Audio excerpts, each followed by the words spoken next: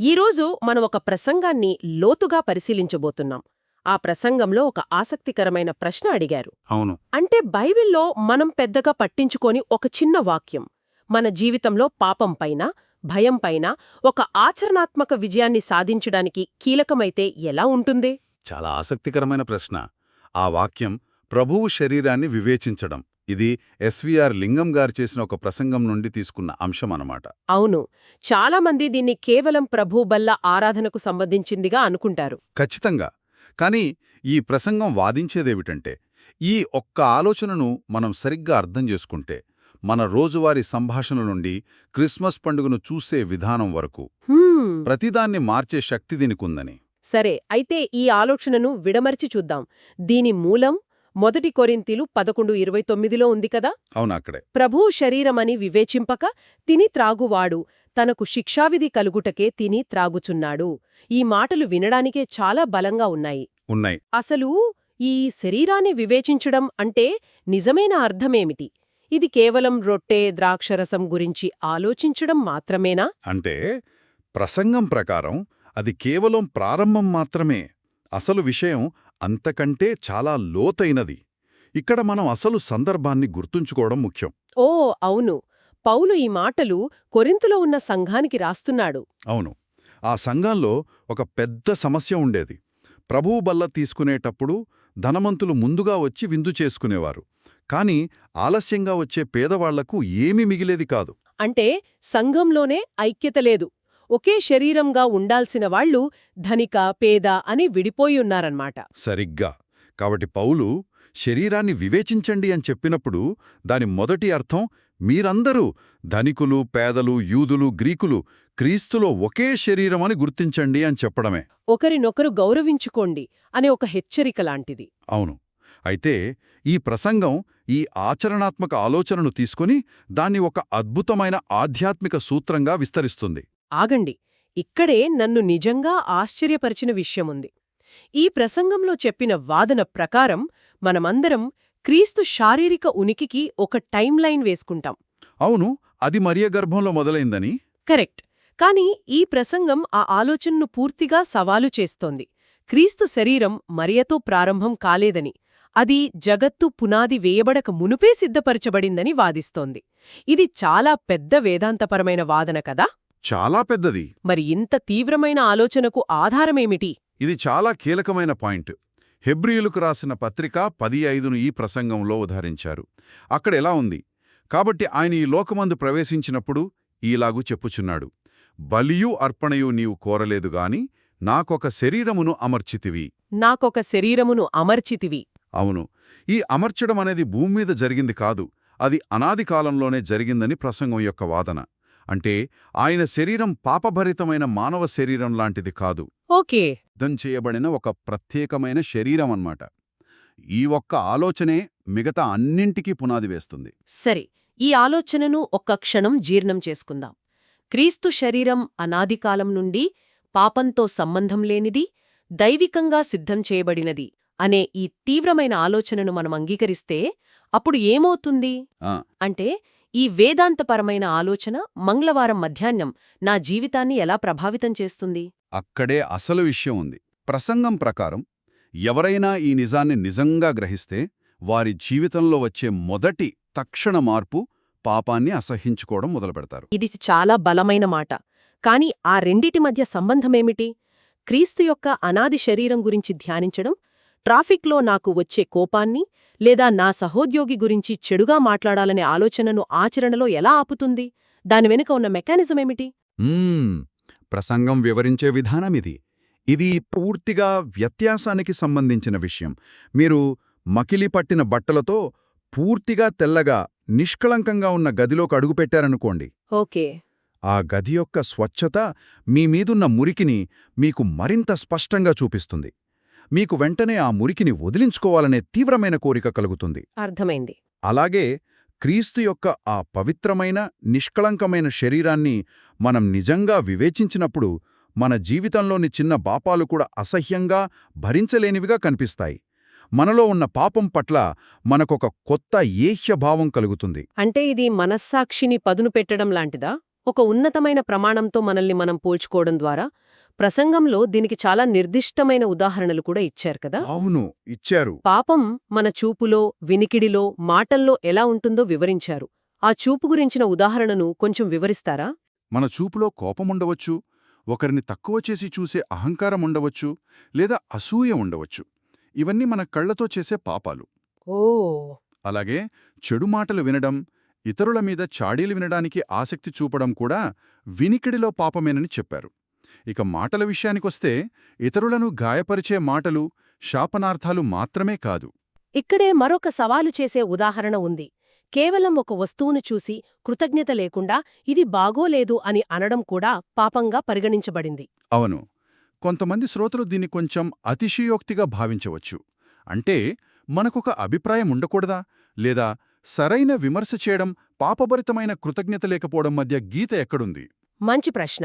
ప్రసంగం యొక్క ఉద్దేశ్యం మన అభిప్రాయాలను అణచివేయడం కాదు, దాని వెనుక ఉన్న ఉద్దేశాన్ని మార్చడం. నిరంతరం ఫిర్యాదు చేసే స్వభావానికి, కృతజ్ఞతతో కూడిన హృదయానికి మధ్య ఉన్న తేడాను ఇది చూపిస్తుంది. అర్థమైంది.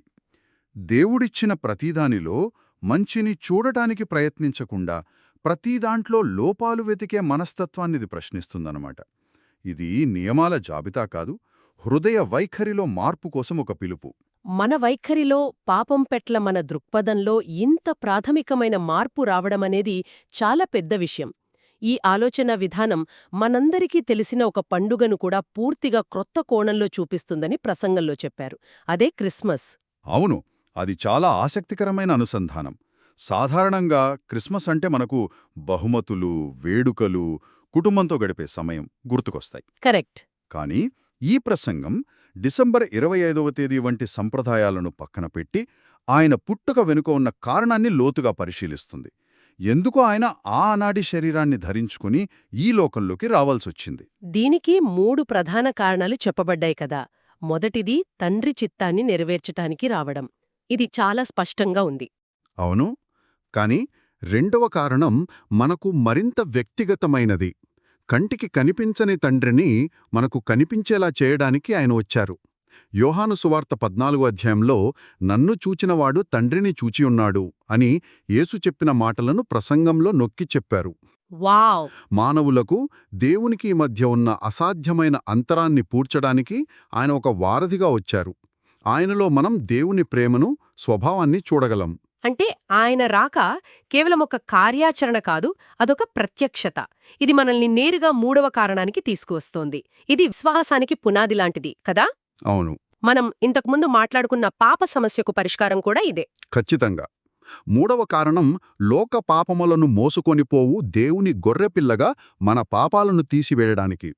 మనం ఆయన పవిత్ర శరీరాన్ని వివేచించినప్పుడు మన మీద ఉన్న మురికి మనకు అసహ్యం కలిగిస్తుందని అనుకున్నాం కదా. అవును. అయితే ఈయన రాక ఆ మురికిని కడిగేసే పరిష్కారం. ఆయన రాకతోనే పాపంపై విజయం సాధ్యమైంది. కాబట్టి మనకొక పరిపూర్ణమైన శరీరముంది, పాపానికి ఒక పరిష్కారముంది, మరియు తండ్రి యొక్క ప్రత్యక్షత ఉంది. ఈ అంశాలన్నింటినీ ప్రసంగంలో యాకోబు పత్రిక నుండి తీసుకున్న ఒక అందమైన పోలికతో ముడిపెట్టారు. బహుమతుల గురించి. అవును, యాకోబు 1:17 ఆధారంగా 2 రకాల బహుమతుల గురించి వివరించారు. శ్రేష్టమైన ప్రతి ఈవి అంటే గుడ్ గిఫ్ట్స్, అవి దేవుని నుండి వస్తాయి. అవి మన ఉద్యోగాలు, ఆరోగ్యం, కుటుంబం కావచ్చు. ఓకే. కానీ సంపూర్ణమైన ప్రతి వరం అంటే పర్ఫెక్ట్ గిఫ్ట్, అది మాత్రం ఒక్కటే, అది యేసుక్రీస్తు. బంగారం, వజ్రాలు, ఆస్తులు వంటి లోక సంబంధమైన బహుమతులన్నీ తాత్కాలికమైనవి, నశించిపోయేవి. కాని యేసు అనే బహుమానం శాశ్వతమైనది. అది ఈ భూమి నుండి కాదు, పైనుండి వచ్చింది. ఈ లోకంలో ఏదీ శాశ్వతం కాదనే ఆలోచన ముఖ్యంగా మరణం ముందు నిలబడినప్పుడు చాలా బలంగా ఉంటుంది. ఈ శాశ్వతమైన బహుమానం అంతిమ ముగింపుగా కనిపించే మరణాన్ని కూడా ఎలా జయిస్తుందో వివరించడానికి ఈ ప్రసంగంలో ఒక శక్తివంతమైన, హృదయాన్ని కదిలించే కథను చెప్పారు. అవును, ఆ కథ జపాన్లోని క్యోటోలో జరిగింది. అక్కడొక తాతగారుండేవారు. ఆ ప్రాంతంలో ఆయన ఒక్కడే విశ్వాసి. ఆయన విశ్వాసం కారణంగా వ్యతిరేకులు ఆయన్ని చంపేశారు. అయ్యో! వాళ్ళు ఆయన్ని చంపేసి ఆ ప్రాంతంలో విశ్వాసానికి ముగింపు పలికామని అనుకున్నారు. కాని వాళ్ళు చంపింది ఒక మనిషిని కాదు, వాళ్ళు నాటింది ఒక విత్తనాన్ని. కథ అక్కడితో ముగియలేదు. ముగిలేదు, అక్కడే మొదలైంది. ఆయన మరణం తర్వాత ఆయన పిల్లలు, మనవరాళ్ళు అందరూ ఆయన విశ్వాసాన్ని స్వీకరించారు. వాళ్ళు కూడా విత్తనాలుగా మారారు. అద్భుతం. ఇప్పుడు ఒకప్పుడు ఒక్క విశ్వాసి కూడా లేని ఆ ప్రాంతంలో ఆ ఒక్క వ్యక్తి మరణం నుండి 10 సంఘాలేర్పడ్డాయి. ప్రసంగంలో చెప్పినట్లు మరణ భయంపై నిజమైన విజయమంటే ఇదే. అవును, గోధుమ గింజ గురించి చెప్పినట్టు. సరిగ్గా. ఒక గోధుమ గింజ భూమిలో పడి చావకుంటే ఒంటరిగానే ఉంటుంది, కాని అది చనిపోతేనే ఫలించి మొక్కగా పెరుగుతుంది. ఆయన మరణం ఒక ముగింపు కాదు, ఒక ఆరంభం. ఆ కథ వింటుంటే ఒళ్ళు గగురుపాటుకు గురవుతుంది. అది మరణాన్ని ఓటమిగా కాకుండా ఒక ఉత్ప్రేరకంగా చూపిస్తుంది. మరణమనేది చివరి మాట కాదని, దాని శక్తిని కోల్పోయిందని చెప్పడానికి ఇంతకంటే గొప్ప ఉదాహరణ ఉండదేమో. సరిగ్గా చెప్పారు. అందుకే క్రిస్మస్ అంటే ఒక విజయవంతమైన సమయం. పాపంపై విజయం, మరణంపై విజయం. మనం ఆయన శరీరాన్ని వివేచించినప్పుడు ఈ విజయాన్ని మనం సొంతం చేసుకుంటాం. లేకపోతే మన చర్యలకే తీర్పులోకి వెళ్తామని వాక్యం హెచ్చరిస్తోంది. కాబట్టి మనమొక అస్పష్టమైన వాక్యంతో మొదలుపెట్టాం. శరీరాన్ను వివేచించడం. కాని అది మనల్ని క్రీస్తు యొక్క అనాది స్వభావం, పాపంతో మన సంబంధం, క్రిస్మస్ అసలు అర్థం, చివరికి మరణం యొక్క స్వభావం గురించిన ఒక తీవ్రమైన పునరాలోచన. అవును. ప్రసంగం యొక్క చివరి సవాలు ఈ గొప్ప వేదాంత సూత్రాలను మన వంటింట్లోకి, మన హాల్లోకి తీసుకురావడం. మనం మన కుటుంబ సభ్యులతో, బంధువులతో మాట్లాడే ప్రతిసారీ క్రీస్తు శరీరాన్ని వివేచించాలి అని సూచించారు. ఈ అభ్యాసం మన మాటలను ఆయుధాలుగా కాకుండా స్వస్థపరిచే సాధనాలుగా మార్చగలదని చెప్పారు. మన నాలుక నుండి వచ్చే గాయపరిచే మాటలు మన శరీరం నుండొస్తాయి, కాని ఆత్మ ఎవరినీ గాయపరచదు అని కూడా అన్నారు. అవును. అంటే మనం మాట్లాడే ముందు ఒక మానసిక, ఆధ్యాత్మిక తనిఖీ చేసుకోవాలన్నమాట. నేను నా స్వంత నిరాశ నుండి, నా అహం నుండి మాట్లాడుతున్నానా, లేక నేను భాగమైన ఆ పవిత్రమైన, ఐక్యపరిచే శరీరం యొక్క స్పృహతో మాట్లాడుతున్నానా? ఇది నిజంగా ఆచరణాత్మకమైనది. అవును. పిల్లలతో, జీవిత భాగస్వామితో, బంధువులతో, అందరితో మాట్లాడేటప్పుడు ఈ వివేచన కలిగి ఉండాలి. అప్పుడు మన మాటలు తేనెలా మధురంగా ఉంటాయి, కత్తిపోటులా ఉండవు. ఈనాటి మన చర్చంతా ఒకే ఆలోచన చుట్టూ తిరిగింది. అది మనల్ని ఒక ముఖ్యమైన ప్రశ్నతో వదిలివేస్తుంది. అవును.